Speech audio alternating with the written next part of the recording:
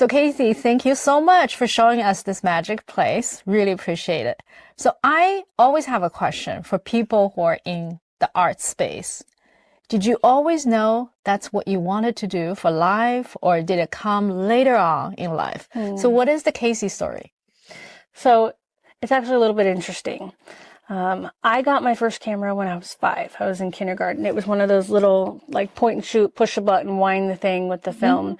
I grew up on a farm, so the things obviously that I'm taking pictures of is animals. And then maybe a year later, my grandma who raised me bought me one of those National Geographic, the big ones, 11 by 14, Yes.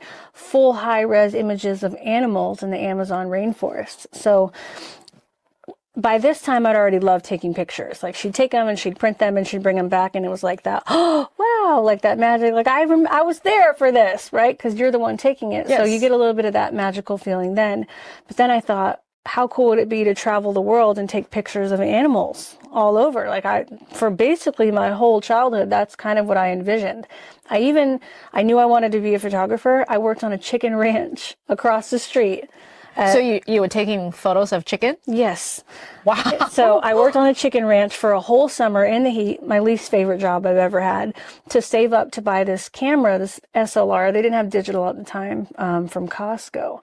And so that was in 7th grade. So my whole 7th grade summer was that. I saved up about half, and then my papa gave me the other half for me to buy it. And then I was really like off to the races.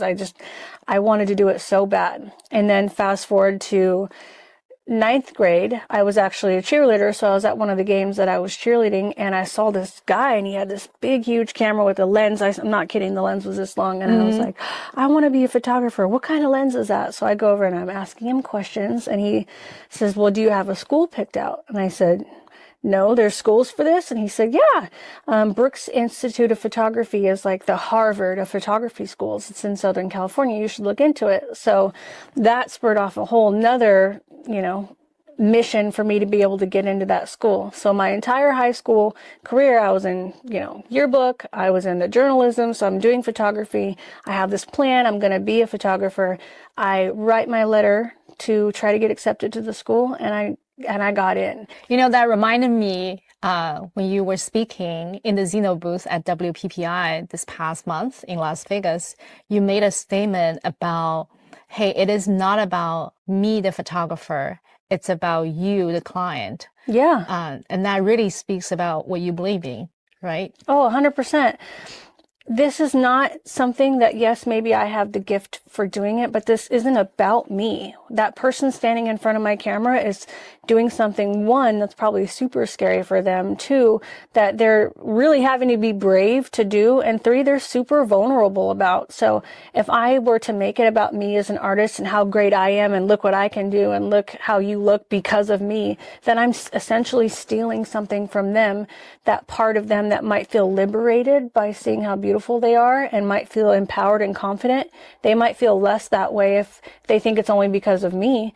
Like, so I tell them, I'm not the one in these pictures. That's you. You're the one in front of my camera right now. You're the one who got dolled up today. This is your body in these outfits. Like, I'm just showing you what you can't see for yourself.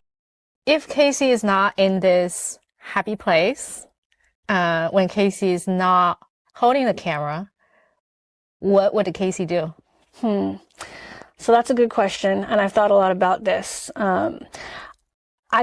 This isn't just a job for me. Like, I live and breathe this. When I'm not here, I'm still working. I am working at 11 o'clock at night in my bed, looking for backdrops. I am responding to emails. I am checking my text messages. I am rescheduling calls for the next day that need to be rescheduled. I am editing. I am placing orders. I am having my daughters help me design and place orders. So it's not even just for me a job. It's my life, and it's my family's life. Like, it may look like it's all me, but it's very much a family business. These sets that got built was not by me. My husband comes in, he's a part of it. My son, he's like the biggest cheerleader. He's here on Saturdays when I have maternity sessions sometimes, and he'll come in and be like, wow, you look so beautiful. Or he'll walk in when we're going through photos and be like, I think you should pick that one instead of that, because look, and he'll make a really good point. So outside of doing the mom things and the wife things that I do, my life is this business. It is this career. It is giving back to my community and making women feel seen and special and beautiful. And it's not even just mine. It's my kids' lives as well. Everybody's involved in this.